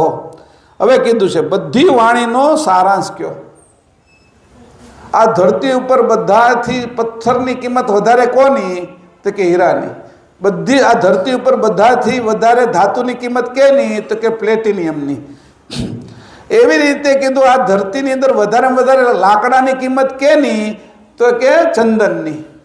એવી રીતે કહે છે કે આ બધાનો જે વાણીનો સાર છે, 7 વાણીનો એ સાર કયો હોય કે આ ગ્રંથમાં. અને એ અમે પીને તો અમર થઈ જાય. આ મરવાવાળો ધર્મ વયો જાય, અમારો અંશે થઈ જાય. એવી વાત અહીંયા કહે છે કે શુભ સાર. બધાનો અર્ક અમને આપો. આ બધાનો અર્ક માગે છે અચરતબા. કોની હાટું? છોકરા માટે જેમ માં દૂધ લઈ આવે ને એની જેમ આપણી માટે માગે છે કે આ દૂધ માગે છે એની આગળથી. આ પરમ ગુરુને છે એની અંદરથી આ બધી વસ્તુઓ કાઢીને આપને આપવા માટે તૈયાર થયા છે. હવે કહે છે કે જે ઉચ્ચાર કરવાના છો એ ઉચ્ચારનું પ્રકાર કેવો છે? એટલે 10મી ચોપાઈમાં કહે છે અંગ અંગ વિવિધિ વિધ અર્થ બોધ સુવિચાર ભિન્ન ભિન્ન ભવ લહત હું હોય અનુભવ વિસ્તાર. અંગ અંગ વિવિધિ વિધ અર્થ બોધ સુવિચાર ભિન્ન ભિન્ન ભવ લહત હું હોય અનુભવ વિસ્તાર. હે ગુરુદેવ, પોતાની નિજ ગતિ સમજવાનો જે અર્થ તે અને તે વિશેના શુભ સારરૂપ ઉપદેશનું જ્ઞાન આ ગ્રંથના અંગ અંગ પરત્વે વિધવિધ પ્રકારે કહો તથા ભવરૂપ જગતમાં વસતા સર્વ લોકો ભિન્ન ભિન્ન પ્રકારના હોય તેમના અનુભવ વિશેનો સંપૂર્ણ વિસ્તાર હે કૃપાનિધિ જીવાગ્રે મારી જીભના અગ્રભાગથી સ્થાપિત થઈ કહો. હવે હૃદયમાં બેહવાનું પાછું કીધું, પાછા જીભે બેહી જાવ કે બે વાત કરી દીધી. માગવાનું ધીરે ધીરે હો, પણ માગી લેવાનું બધું. પરમગુરુ સામે હોય ને માગવામાં કઈ પાછા પડી તો આપણે મૂર્ખ કહેવાય નહીં કે પછી કહેવાનું પાછું આ તો જાણ તમે આપો છે એમ, એટલે આપણા માથે રાખવાનું નહીં, આ તો તમે આપો છો એટલે કે એ રાજી થાય કે આ બધું હું જ આપું છું નહીં કે તને. એટલે પરમગુરુને રાજી કરે છે અચરજમાં. પહેલા કીધું હૃદયમાં આવીને બેહો, હૃદયમાં આવ્યા પછી કે ખાલી હૃદયમાં બેહો તો ઉચ્ચાર કેમ કરીશ કે જીભે આવીને બેહો. પાછા એમ કીધું જીવાગ્રહ સ્થાપિત થાવ કે અહીંયા લખ્યું છે સુખાનંદજીએ કે મારી જીભના અગ્રભાગમાં તમે હો ને તો કઈ આડું અવળું બોલાશે નહીં, જેવું હશે એવું જ કહેવાશે, ચેતન વાણી ઉત્પન્ન થશે એની અંદરથી. એટલે કહે છે અંગ અંગ વિવિધ વિધ, દરેક અંગ આ ગ્રંથનું, આ શરીરનું દરેક અંગ, શરીરના દરેક અંગ લઈ લો તમે, આ પૃથ્વીનું દરેક અંગ લઈ લો, આપણા સૂર્યમંડળનું દરેક અંગ લઈ લો, આકાશગંગાનું લઈ લો, વૃક્ષનું લઈ લો કોઈનું અંગ, પ્રકાંડ લ્યો, પાન લ્યો, થડ લ્યો, ડાળી લ્યો, ફૂલ લ્યો, ફળ લ્યો, પંખુડી લ્યો, રેસા લ્યો, એ બધાના અંગ છે. એમ આ ગ્રંથની અંદર દરેક અંગની અંદર વિધવિધ પ્રકારની જે વિધિ ભરેલી છે, વિધવિધ પ્રકારની વિધિ, પદ્ધતિ, રીત, યોજના, ક્રિયા ભરેલી છે. અર્થ બોધ સુવિચાર, એનો અર્થ, એનો બોધ, અને એ અમે સુવિચાર, અમારો વિચાર શુદ્ધ થાય અને એનાથી જાણી શકીએ એવી વસ્તુ અમને આપો. ભિન્ન ભિન્ન ભવ લહત હું, પછી તમે જે મારા મુખે બોલાવશો અને જે ગ્રંથમાં ઉચ્ચાર કરશો એ કીડીથી માંડીને નિરંજન સુધીના બધા અંશોને ગ્રહણ થાય એવું આપજો. જેની જેટલી ગ્રહણ શક્તિ હોય એટલું એમાં એને આગળ પહોંચે. પાત્ર જેવું હોય એ ઉપીરશે. સમુદ્ર આગળ બધા ગયા હોય કે નદી આગળ ગયા હોય તો જે જેટલું ઉપાડે કે એટલું, અને પોતાને આગળ જેટલું પાત્ર છે એટલું પાણી લઈને આવે. આખી નદી તો કોઈ લઈને ના આવે. એ કે મને આખી નદી બનાવી દો, કે જેટલા એ તાપી નદીના કિનારે આવતા હોય એ બધા જ શહેરોને હું પાણી આપું કે એવી નદી બનાવી દો કે સૂર્યપુત્રી ત્યાંથી જન્મી, પછી આગળ ઉકાઈથી આવે તો સોનગઢ આવે, પછી વ્યારા આવે, આ બારડોલી આવે, એ બધા ગામ સુરત સુધી એને આગળથી આવી હોય સાતપુડાથી, તો બધાને હું પાણી આપતી જાઉં. પછી કોને? એ કે મનુષ્યને નહીં, પશુ પક્ષી જીવ જંતુ બધાને, વનસ્પતિને પણ, એને પણ પોષતી જાઓ, એમાંથી સિંચાઈ કરીને આ બધાને. એવી રીતે આ ગ્રંથની અંદર એટલું બધું કથી દો કે જેને જે જોઈ એ લઈ લે, જેની જે જરૂર હોય એ લઈ લે. કોઈને કેળા ઉગાડવા છે પોતાની જમીનમાં, ભલે ઉગાડે, પાણી મારો. કોઈ છે એ શેરડી ઉગાડવી ભલે ઉગાડે, શેરડીની અંદર પાણી મારું, જે જીવન છે એ. કોઈને વળી એમ થયું કે આ બાજુ આંબા ઉગાડવા તો એ ઉગાડે, તુવેર કરવીશ તો તુવેર કર, પણ કોઈને હારે વેર નહીં રાખતો કે. એટલે આવી બધી વસ્તુઓ કરી કે એવી રીતે કીધું કે આવી રીતે એવું મને આપો કે જે પૂર્ણ બધાને જે જોતું હોય એમાંથી મળી રહે એવું ગ્રંથનો મને વિધવિધ પ્રકારે ઉચ્ચાર કરો, અને વિધિ પણ આવો જુદી જુદી અર્થબોધ સુવિચાર. આ રીતે કરી અને આવા ગ્રંથની મારા જીભેથી કે ઉચ્ચાર કરો. આ 10મી ચોપાઈની અંદર કહે છે. એમાં ઝીણી ઝીણી કેટલી વાતો કરી છે, મેં અહીં લખ્યું છે, પણ એટલો બધો આપણે સમય નથી કે એને આ કલાક સવા કલાકમાં કહી શકીએ. 11મી ચોપાઈ કોના માટે છે કે આ બધી વાત પાછી ફરીથી પૂછ્યું. અતહિ વિનોદ કરનન જન ગાવહુ સોહી ગુણ ગ્રામ કહે અચરત એહી ગ્રંથ કે અચરત સાગર નામ. અતહિ વિનોદ કરનન જન ગાવહુ સોહી ગુણ ગ્રામ કહે અચરત એહી ગ્રંથ કે અચરત સાગર નામ.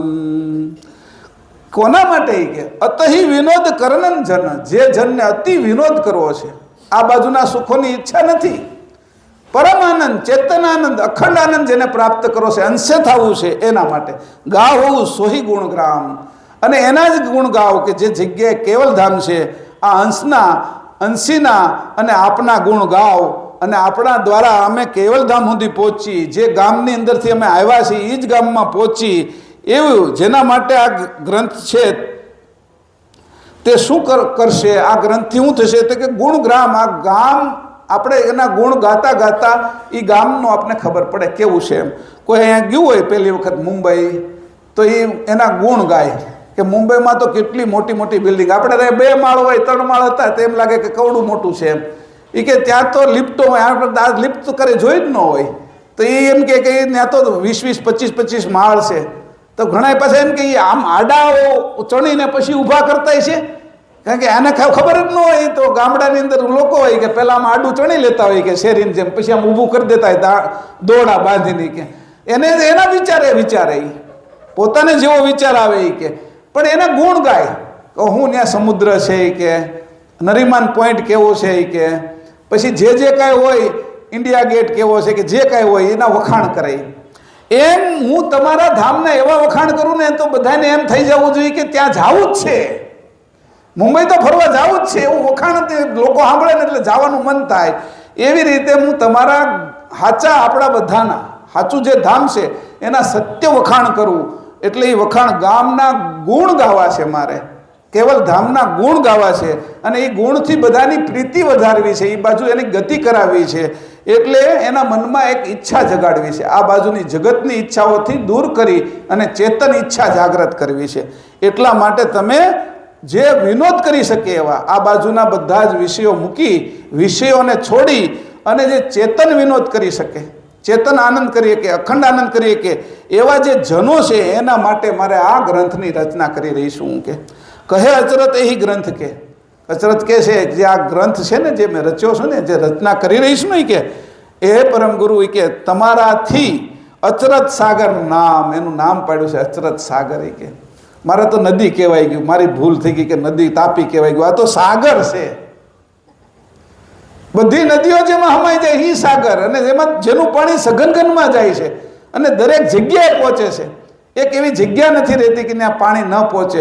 એવું વરસાદની અંદર વરસનારું આ પાણી અચરતબાનું, આ અચરત સાગર નામ, કે અચરત સાગર ગ્રંથનું નામ મેં આમથું નથી પાડ્યું. એમાં એટલો બધું કહેવાય ને નવીનતા છે, આશ્ચર્ય છે કે એ સાગરમાં, સાગરની અંદર જે રીતે પાણીના ટીપા છે એના કરતાં પણ વધારે આની અંદર આશ્ચર્ય ભરેલું છે, જ્ઞાન ભરેલું છે, વિજ્ઞાન ભરેલું છે, અનુભવ ભરેલો છે. એવા જ્ઞાનની એવા ગ્રંથની હું રચના આપની કૃપાથી કરું છું. બધું માગતા જાય, ધીરે ધીરે આપતા જાઓ તમે, અને આ બાજુ આપને આપતા જશે કે આ બધા અંશો માટે 12મી ચોપાઈ. જેહી ગ્રંથ અચરત નિધિ જ્ઞાન રતન ભરસાર, મર જીવા કોઈ મહાજન લેવહી તત્વ વિચાર. હવે આગળ જેની વાત કરે છે, જેહી ગ્રંથ અચરત નિધિ જ્ઞાન રતન ભવસાર, મર જીવા કોઈ મહાજન લેવહી તત્વ વિચાર. આશ્ચર્યનો ખજાનો એટલે અચરત નિધિ. ખજાનો કેવા પ્રકારે છે કે એનો પ્રકાર શું છે, કઈ રૂપ છે કે તે કે જ્ઞાન રત્ન છે એમાં ભરેલા, જ્ઞાન રૂપી રત્ન ભરેલા છે. અને એ શું છે કે તો કે ભવનો સાર, આ જગતની કિંમતીમાં કિંમતી વસ્તુ છે એ જ્ઞાન રત્નો ભરેલા છે કે તે કે તો એ કોણ પ્રાપ્ત કરી શકે. પાછો પ્રશ્ન કર્યો, કોઈ હોય મારી જેવા કે ભાઈ કોને મળે, તમે આ વાત કરો છો કે આ પદ કોને મળે, કે મરજીવા કોઈ મહાજન, કોને મળશે કે જે મરજીવા છે, મરીને જીવવાની ઈચ્છા છે, મોત આવે તોય વાંધો નથી, પરમ ગુરુના ચરણમાં સર્વસ્વ સોંપી દેવું છે, મરીને જીવનારા કોઈ મહાજન છે કે સામાન્ય જનનું આ કામ નથી. કે આ કાંઈ મારા રત્નો છે એ કોઈ રાજહંસ સિવાય થોડા ખવાય એમ છે કે આ કાંઈ કાગડાથી થોડા એને પચે એ કે બગલાથી થોડા પચે. હું તો આ હાચા મોતીની વાત કરું છું, જે મરજીવા કાઢે, જે સાગરમાંથી કાઢે. કે એ કયું, એ કે મોતીનું રૂપ શું છે, એ પાછું એમ કીધું ઈ કે લેવહી તત્વ વિચાર, એનું રૂપ બતાવ્યું રત્ન, જ્ઞાન રૂપી રત્ન, કે એનાથી પકડવાનું. બહુ તપેલી ગરમ હોય તો તમે કેનાથી પકડો છો? હાણસીથી પકડીએ ને આપણે. એવી રીતે પકડવું હોય ને કોઈની કોઈ, ડોલમાં પાણી ભરેલું છે તો એને કેનાથી પકડીએ છીએ? તો એની અંદર એનું જે પેલું છે હેન્ડલ, એનાથી પકડીએ છીએ ને. પકડવા માટેનું સાધન હોય છે બધું. આપણે ગાડીને ચલાવીએ છીએ તો શું પકડીએ છીએ? તેનું જે સ્ટીયરિંગ છે એ પકડીએ છીએ. તો કહે છે કે ભાઈ આ જે આને જે રત્નને પકડવું છે ને મરજીવા થાય તો પકડશો કેનાથી? માછલીને પકડવી હોય તો ઝાડથી પકડે છે. તો કે આને કેનાથી પકડશો? એ કે સૂર્યના પ્રકાશને પકડવું હોય તો આપણે સોલાર મૂકીને પકડીને વીજળી કરીએ છીએ. તો આની શું રીત છે? કે લેવહી તત્વ વિચાર. આકાશમાં વીજળી આવતી દેખાતી નથી, પણ એ સૂર્યના કિરણો આખો દિવસ સોલાર ઉપર પડે ને સાંજે કેટલી વીજળી ઉત્પન્ન કરે, આખા ઘરમાં બધું જ હાલે એનાથી. એ નથી દેખાતી એવી વસ્તુ રોજ આપણે ભેગી કરીએ છીએ. અહીંયા એવું કહે છે એવી રીતે લેવહી તત્વ, તત્વનો વિચાર જો તમે ગ્રહણ કરશો તો આ રત્ન તમને મળશે. કે અને મરજીવા છે એ પ્રાપ્ત કરી શકશે. આમાં તો સબસિડી મળે આપને સોલારની અંદર. આની સબસિડી ક્યાંથી લઈશું? કોણ આપશે? દેખ અહીંયા કીધું કે પરમગુરુ આ સબસિડી આપશે. કે પણ પરમગુરુ આપશે પણ એના એજન્ટ કોણ? કે આ નક્કી કોણ કરાવશે? તે કે અચરતબા આપવાવાળા પરમગુરુ છે, પણ અચરતબા વચ્ચે હોય ને તો જ આપશે આપને. ત્યાં સુધી મળવાની નથી, કારણ કે એના નામે સહી કરી દીધી છે, આ ગ્રંથમાં કીધું છે નહીં. એટલે અહીંયા એવી રીતે કીધું કે અચરતબાનો આ અધિકાર છે કે, અને અધિકારથી આપને આપવાના છે. એટલે કીધું કેટલી વાત કરી. જેહી ગ્રંથ અચરત નિધિ, અચરત નિધિ ગ્રંથ છે, જ્ઞાન રતન ભરસાર, એમાં જ્ઞાન રત્નો ભરેલા છે. કોણ પ્રાપ્ત કરશે? કે મરજીવા મહાજન છે એ. અને કઈ રીતે પ્રાપ્ત કરશે? કે લેવહી તત્વનો વિચાર કરશે તો. આ તત્વ શું છે? આ શરીર તત્વ કેનું બનેલું છે? સ્થૂળ દેહના તત્વો શું છે? સૂક્ષ્મના કેટલા છે? કારણ, મહાકારણ, પરમકારણ દેહના એની અવસ્થાઓ કઈ કઈ છે? એ કઈ રીતે કામ કરે છે? પ્રણવના જે શ્વાસ છે એના પ્રકાર કેટલા છે? 25 પ્રકૃતિ, હાડકા, માંસ, મજ્જા, નાડીઓ, લોહી, પેશાબ, આ લાળ, એ બધું શું કામ કરે છે? દરેક વસ્તુનો વિચાર, તત્વનો વિચાર કર્યો. કેટલા તત્વ છે કુલ? કેટલા? 84 તત્વ છે. અને રખડી છે કેટલામાં? 84 લાખ યોનીમાં. આ 84 નો વિચાર કરો ને તો 84 મટી જાય. એટલે કીધું 84 તત્વનો વિચાર કરવાનો છે. અહીંયા તત્વનો વિચાર એટલો સરસ રીતે કરવાનો છે કે આ વિચાર કરતા પછી તત્વને છોડીને સત્વનો વિચાર કરશું. તત્વજ્ઞાન પહેલા છે, પછી સત્વજ્ઞાન છે જે પ્રાણનું જ્ઞાન છે, એના ઉપર પછી બ્રહ્મનું જ્ઞાન છે તો બ્રહ્મ જ્ઞાન છે, અને પછી છેલ્લે કેવળ જ્ઞાન છે. કૈવલ્ય જ્ઞાન છે એ કેવળ જ્ઞાન આપણું પોતાનું. જો 3 પ્રકારના જ્ઞાન છે. કેવળ જ્ઞાન જૈન સંપ્રદાયને બુદ્ધ લોકો માને છે. બ્રહ્મ જ્ઞાનીઓ કૈવલ્યને માને, અને આપણે કૈવલને માનીએ છીએ, ચેતન મૂળ પ્રદેશ અને અંશંશીનો પ્રદેશ. એ જ્ઞાનનો વિચાર છેલ્લે આવશે કે, અને એ પરમગુરુ સિવાય કોઈ આપવાનું નથી. અચરતબા એની સાથે આપને અપાવવાવાળા સાધન, એ અપાવવાળા આપણે મા તરીકે આપને અપાવે છે. એક ખાલી ચોપાઈનું વાંચન કરી લઈએ. આ ગ્રંથ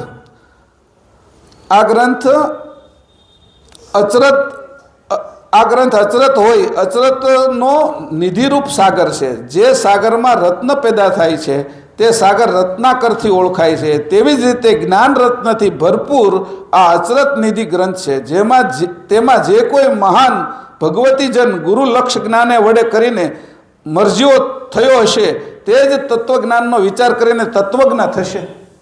ગુરુ લક્ષ લેવાનો છે. એટલે પેલા કીધું હતું ને આગળના દિવસે કે સૂર્યમુખીને આપણે થવાનું છે. શું થવાનું છે? અવાજ જ નથી આવતો તમારે. શું થવાનું છે? હા, એટલે અહીં કીધું છે કે કોની આગળથી લેવાનું છે? કે ગુરુ દ્વારા લેવાનું છે. એટલે ગુરુમુખી થવાનું છે. આપણે ગુરુ લક્ષ આપશે આપને, અને આ લક્ષ્ય છે એ આપણે પ્રાપ્ત કરવાનો છે. ખાલી એક ચોપાઈને ખાલી આપણે ગાઈ જાવશું, 13મીનો અર્થ કાલથી કરશું. તત્વ વિચાર વિલોકિકે સુરતનુરત કરી સ્થિર નિજ જન કુદરસાય કે વર્તાવન સુખ શીર. આને વાંચીને કાલ આવજો બધાય, જોજો કે તત્વ વિચાર ક્યાંથી શરૂ થાય છે. અચરતબાનો ગ્રંથ કેવો શરૂ થયો? તત્વ વિચાર વિલોકિકે સુરત નુરત કરી સ્થિર નિજ જન કુદર સાયકે વરતાવન સુખ શીર. તત્વ વિચાર કરવાની રીત શું છે એ આમાં કીધું છે. આ ચોપાઈ 13મી છે. 13માં કોઈ દી ન પડે ફેર, એટલે 13મી વિચાર એવો કરવાનો છે કે આ તત્વનો વિચાર કેમ કરવો એની રીત બતાવી છે. આ 13મી ચોપાઈને બરાબર વાંચીને સમજીને આવજો કાલ તમે, અને હું એને કાલે વ્યવસ્થિત રીતે લઈશ અને બધાને જણાવીશ એના વિશે. શ્રીમદ કરુણા સાગર ભગવાન કી જય. आद्य सकृत्स्वराज करुणेश्वर प्रता की जय. कृष्ण स्वामी महाराज की श्रीमंत करुणा सागर भगवान की निर्गुण सागर महाराज की महान तपस्वी रघुराम महाराज की जय. जीवचरत माता की जय. परमो सुखनंदी महाराज की जय. विष्णुदास जी महाराज की जय. शांतिदास जी महाराज की जय. विचित्रदास जी महाराज की जय. योगीचरदास जी महाराज की जय. सर्व संतन की जय. सर्व देवन की जय. ज्ञान संप्रदाय की जय. कायम पंथ की जय. दुरारी शास्त्रापुरी की जय. भाग तिलक की जय. विद्यास्थान की जय. कैवल धाम की जय. सत्संग पूर्णाहुति समय का सत्य केवल साहे